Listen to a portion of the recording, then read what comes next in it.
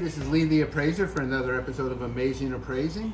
Today we have a couple interesting things, and one thing that I think our audience would be very, very interested in hearing about. So we have a young lady here. Your name is? Holly. Holly from? Washington, D.C. Washington, D.C. They come from all over here just to have their items appraised. Yes. So, and how did you hear about us, Miss Holly? From Mr. Greenfield. Mr. Greenfield, the famous Mr. Greenfield. He refers a lot of clients to us. So what do we have here, Holly? We have a, looks like a watch and a couple coins. Mm-hmm. Okay, let's first talk about the coins. So what we have here is an original United States Morgan silver dollar that was dated in 1921. So 1921, actually, it's 100 years old. Anniversary. Happy anniversary, Holly. Okay. So 100th anniversary. It's the centenary, they call it. Mm-hmm. So what is unusual about this silver dollar is the Morgan dollars were made from 1878 to 1921. And 1921 was the very last year they made these coins. They made tens of millions of this date. This happens to be the most common date and the most common coin made out of the Morgan dollars. And let's just check the back here. And if you look on the back, very, very small letter there, and that says a D. So that means that there were several marks. If there was no mark on it, it was a P. That was a plane that was made in the mint in Philadelphia, in the United States, Philadelphia, Pennsylvania. If there was an S, that S stands for San Francisco. It was made in San Francisco, California. And if there was an O, it was made in New Orleans in Louisiana. Okay? And this is a plane, so this is a, what did I say it was again? A D. A D. Right? A D. So that was made in Denver, Colorado. But they made tens of millions of all these dates. The condition, Miss Blue, if you look closely, you'll see that her ribbons and her hair are worn a little. What we want to look for is the top part of the coin. They engrave what they call a metal plate, and then they stamp the coins with metal. And then, so the deepest part of the engraving will show up on the highest part of the coin. So you want to make sure you see above the ear. Yep. That's like of the ear and the eye are the two highest points. And if you look, you'll see it's not very clear. There's a little wear there. The detail is worn there a little, worn over the eye. And we want to look at the breast feathers. You can see clearly the breast feathers are worn to the point where they can't be seen. Right? Yep. Right over here on the breast of Yes. the eagle. So we want them to be clear, similar to the ones on the wings. The reason the wings are very clear is because the wings are slightly lower Yep. than the other part of the coin. This is the highest point of the coin, so the highest point gets worn the first, and that is where, and you do not have, oh baby, Miss Holly's taking out more coins. No, because it's probably the same. It's probably the same. Yeah. How would you know it's the same? Because I Here, dump everything out here. 72, 74, Dump 72. everything, just They're dump all it the out. same. Holly, we're going to charge you the same price to appraise everything, okay, which is $0. Our audience is on their chairs. Oh, nice, 1776. They're falling over. Just put everything here. I'll go over them. Just put them everything. Okay, All your 71. coins. This is Miss Holly, the coin expert, sorting out her coins. I'm not the coin expert. You are. I did a little research, but Take everything out. I heard more clinking. How long have you been collecting these? it's from my grandma. Well, they can't be too old because you have coins here for the year 2000. So when did unfortunately Grandma pass? 2000. Well, this coin is from 2001, so that's scary. Holly, explain that to me. I don't know. It Okay. was in my mother's jar thing. Oh my, her jar thing. So Yeah. wow. So, So I took it out. So I took it out. But she passed. That's great. She passed in 2000. She She has did. coins. May 2000. Let's look at this close. We have a date there. Here. Look at the date on the right side, right there. What's that date? 2001. 2001. So Grandma came back and she's still No, collecting coins. She did not. Okay. I heard of like avid collectors, but that's crazy. Okay, so we're gonna. I can't. That calls for another explanation. These coins, if you can prove, these are very valuable because they're going to be the first coins that were ever made before the year they were stamped. So if you have some proof to that, these are $1 million coins. I don't have any proof. They were my grandma and my grandfather. And when did he pass? My grandfather passed away in somewhere in the 2000s. Let me see. I'm gonna tell you right now. Everybody, please stay on the edge of your seats. The information is coming shortly. I bet you it's after January 1st, 2001. I don't know. My grandfather. I guess, what does it say, 2005? 5, yeah. That means he's still traveling, he's still alive at 2005, right? I know he passed away in 2000 something. I don't know. Hello. Okay, so if he's past the 2005, the logical explanation is that your grandma was such a passionate collector that Mr.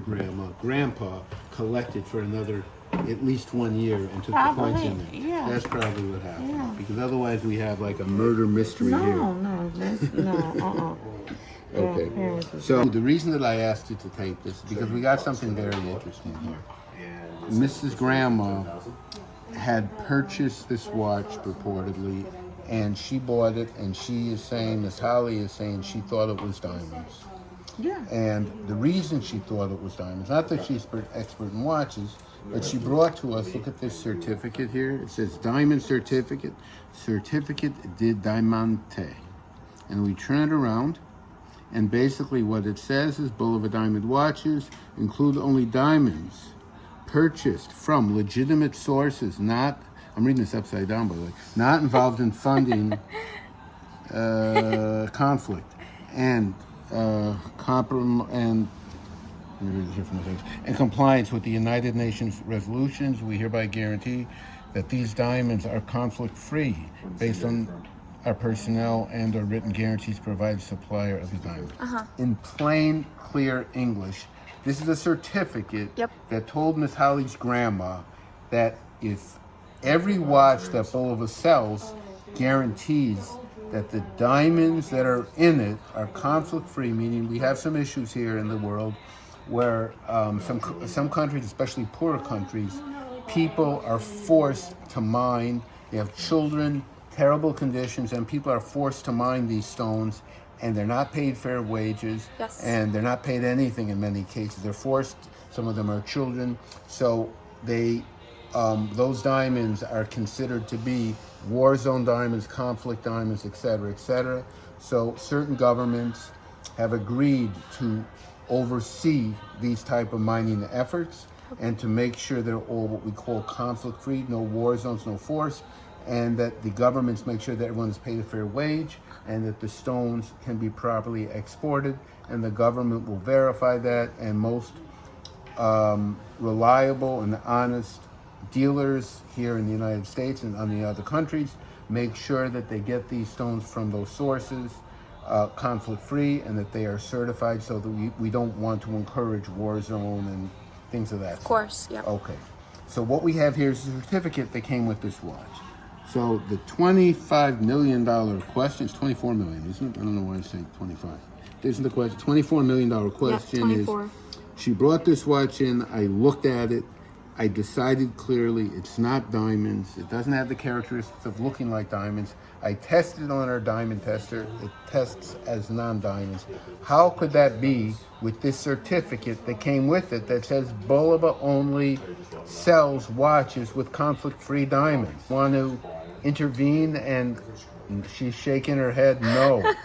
I'm going to leave this one up to the Diamond Pro here. Okay, so the answer is both are right.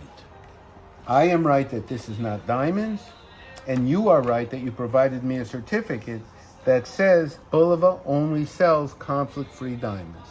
So why are they together?